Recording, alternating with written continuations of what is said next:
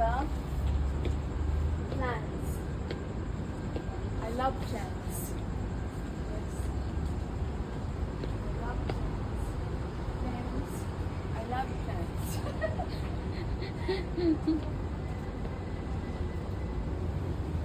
Pero mas pindot pa ang plants kaysa building. Oh, Pero hindi sa ang building, you know? yeah, of course. Because I'm a real estate agent. Mhm.